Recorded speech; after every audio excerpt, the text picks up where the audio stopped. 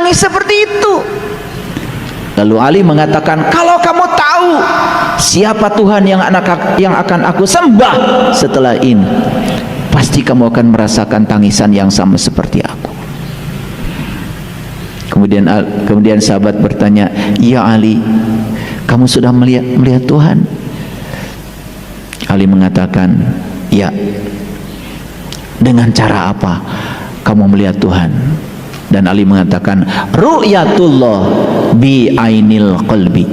Aku melihat Tuhanku dengan mata kolbuku. Nah, melihat dengan mata kolbu namanya.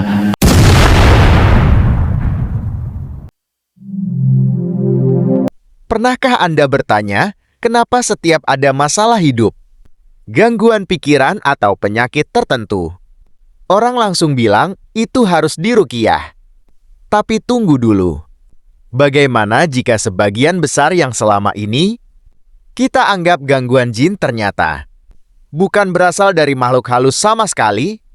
Lebih mengejutkan lagi, bagaimana jika praktik ruqyah yang marak saat ini justru membuat banyak orang semakin terjebak dalam ketakutan dan sugesti yang mereka ciptakan sendiri?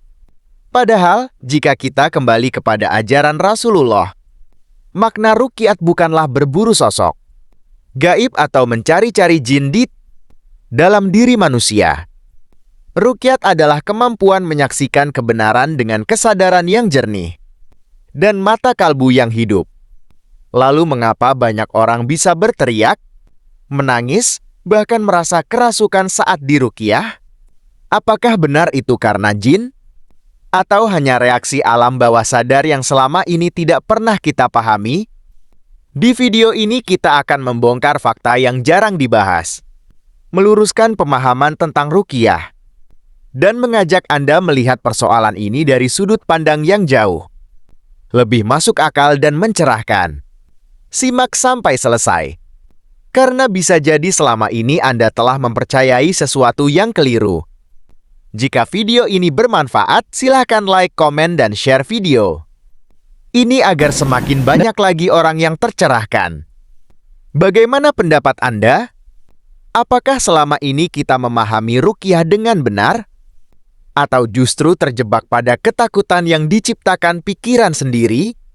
Tulis pendapat Anda di kolom komentar ya. Terima kasih, selamat menyaksikan.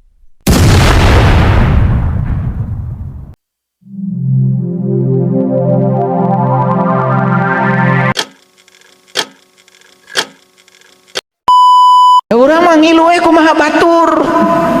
Betul nggak? Kita udah puasa, udah lebaran bertahun-tahun ditanya bedanya hisab dengan ruqyah itu apa? Dia teu ngerti. Karena otaknya sudah penuh dengan pahala. Betul? Ya, pokoknya bulan Ramadan mah ya maca Quran sahurup dilipat gandakeun ceuk saha.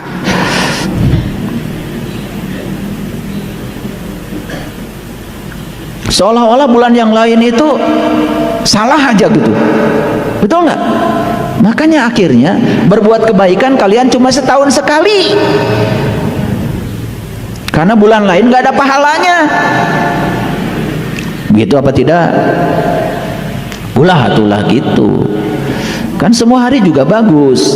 Kan yang ngasih nama bulan ini Ramadan juga kamu, kata Allah. Da Allah mah teu ngiluan. Anu nyieun kalender saha? Kan jelema.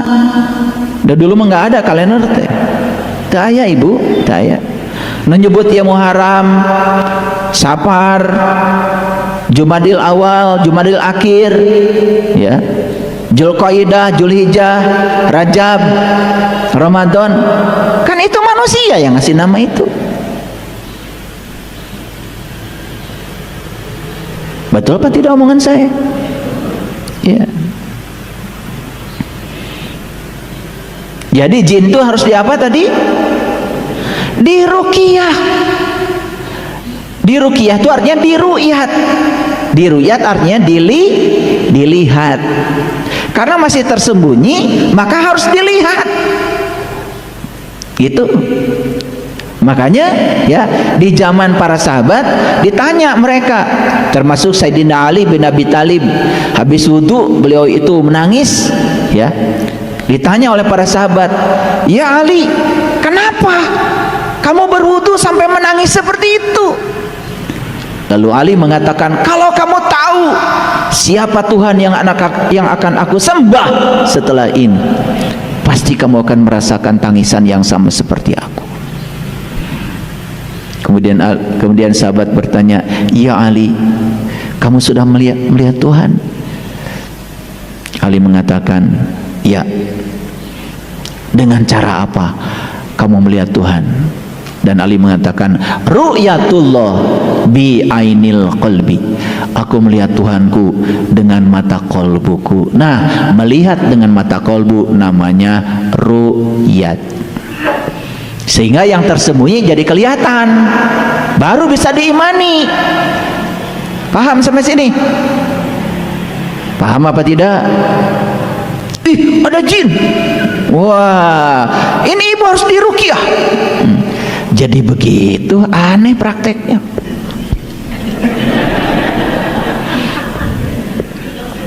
Dah yang dibayar. Iya ketumpangan yuk. Saha maneh. Jadi gitu prakteknya, jadi aneh. Padahal di zaman Rasulullah itu ru'yatullah bi ainil qalbi, yang tersembunyi pada diri kamu, termasuk diri sejati kamu harus saksikan. Supaya apa yang kamu katakan di sini, asyhadu alla ilaha illallah, kamu bersaksi dengan mulutmu, kamu sudah menyaksikan dengan mata kolbumu. Itu ru'yat. Paham sampai sini?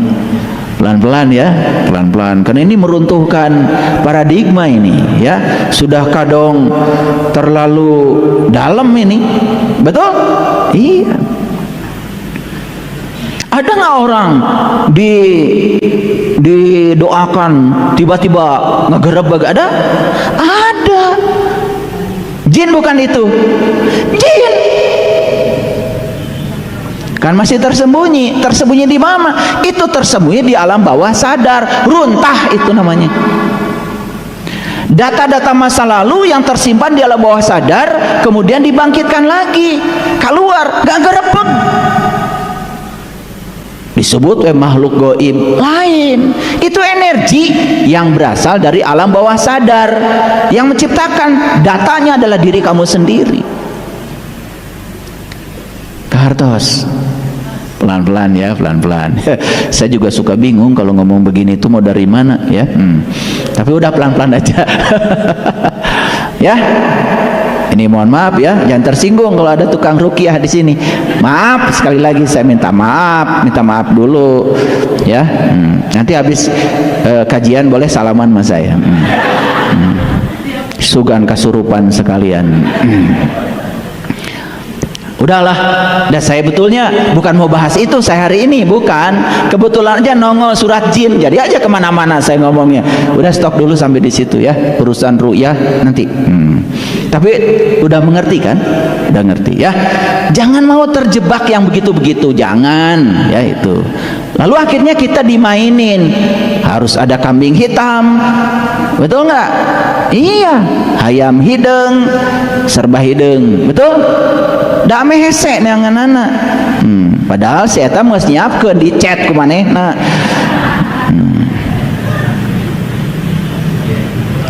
Kartas Bu. Anu seserian teh saha teh? Buat tukang.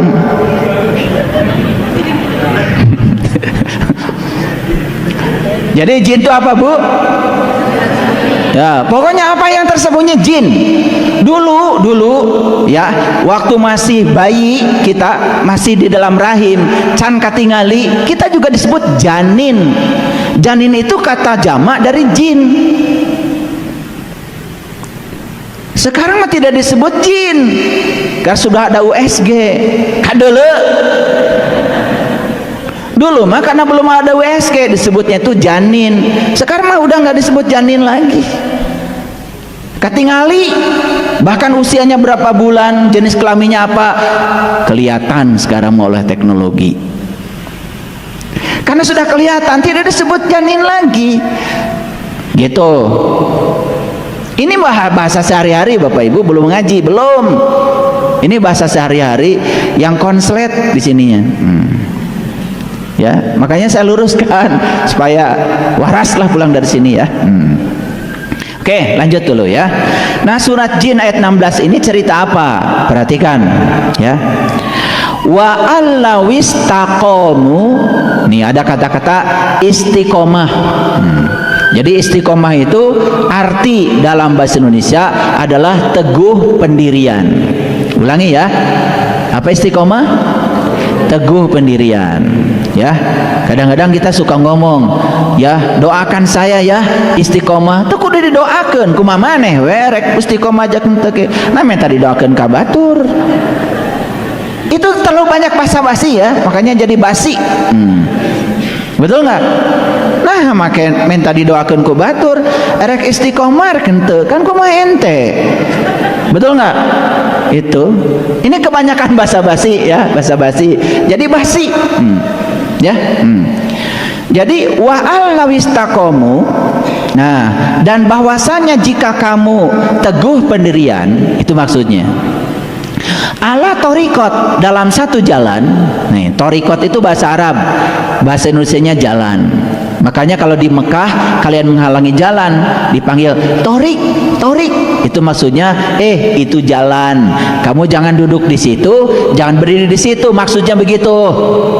Iya mah balik di Arab ganti ngaran Asep jadi torik.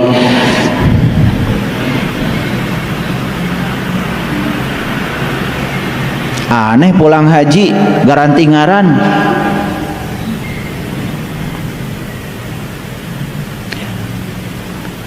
Cuman kejadiannya begitu, padahal ngahalangan jalan di situ teh. Dipanggil sama polisi, askar namanya. Torik, torik, eta maneh teh ngahalangan jalan. Batur lek liwat. Kartos, Bu. Wa allawistaqamu ala tariqat, dan bahwasanya jika kamu teguh pendirian dalam satu jalan, nih, satu jalan.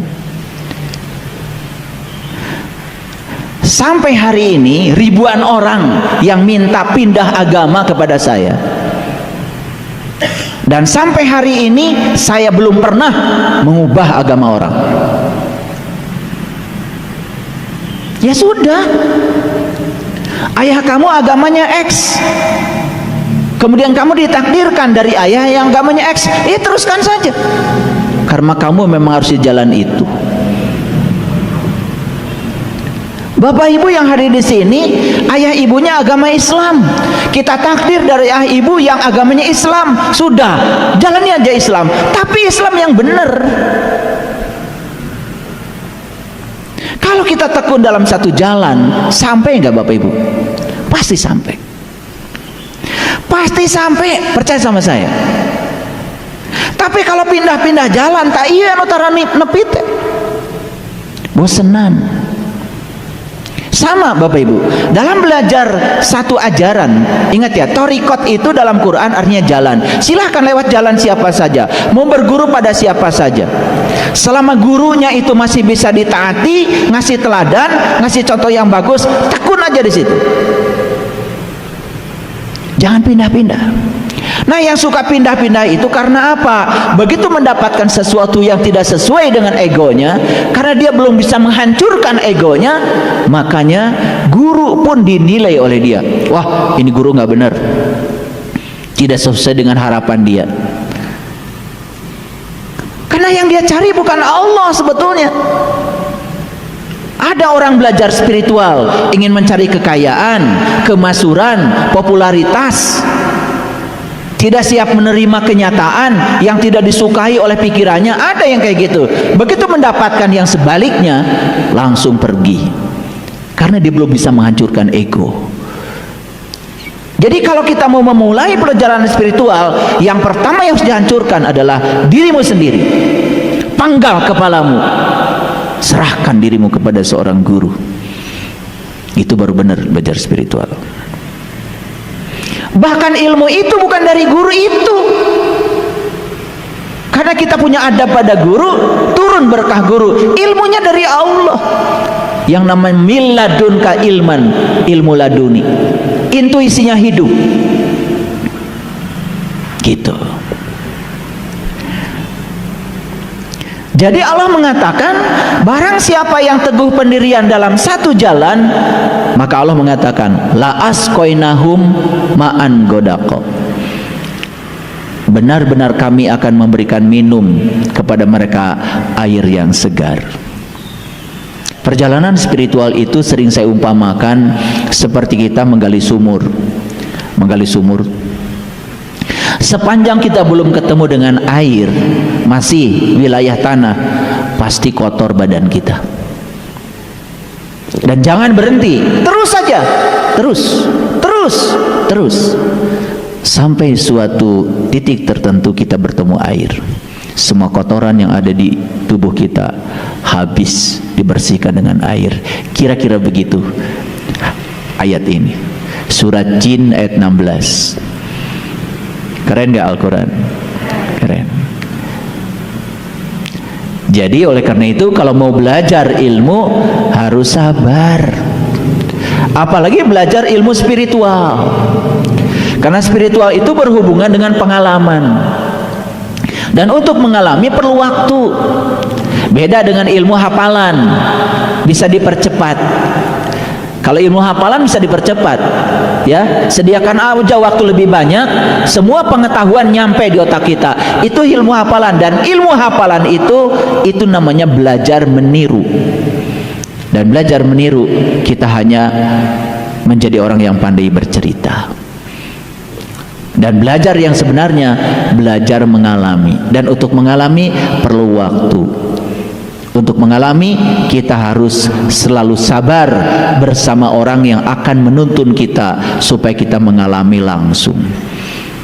Nah, ini belum mengalami, yang bicara di sini adalah logika,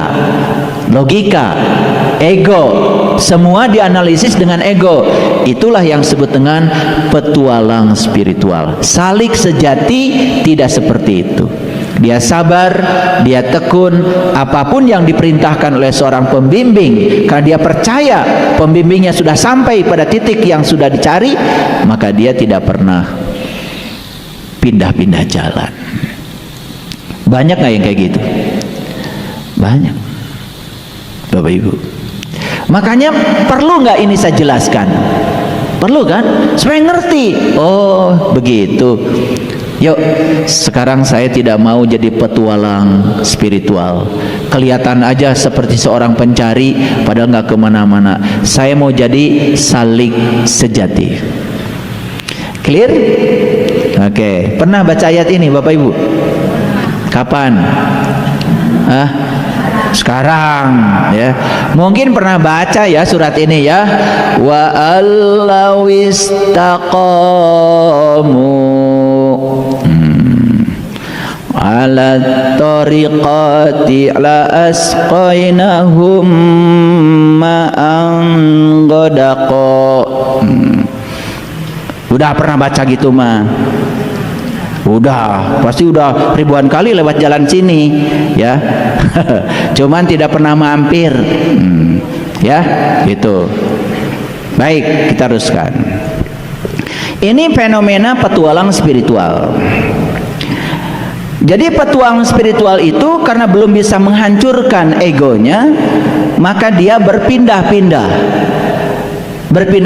Begitu ada tempat di mana tidak sesuai dengan harapan dia, ekspektasi dia, maka dia terus berpindah-pindah. Ini yang tidak pernah sampai. Kenapa? Karena dia ingin menemukan rasa, dia ingin menemukan pengalaman. Tetapi rasa dan pengalamannya itu yang sesuai dengan gambaran ideal yang dibayangkan oleh dirinya sendiri. Ini yang disebut dengan ketidakmatangan suluk. Jadi harus mengalami kematangan dalam suluk itu, ya. Banyak ya yang sudah belajar dengan saya. Banyak.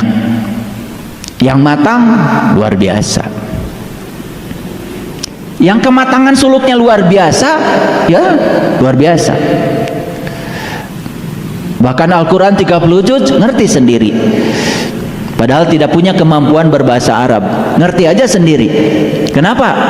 Saking seringnya bertemu dengan yang punya Al-Quran, lama-kelamaan ngerti sendiri tuh Al-Quran. Bisa memang begitu? Bisa.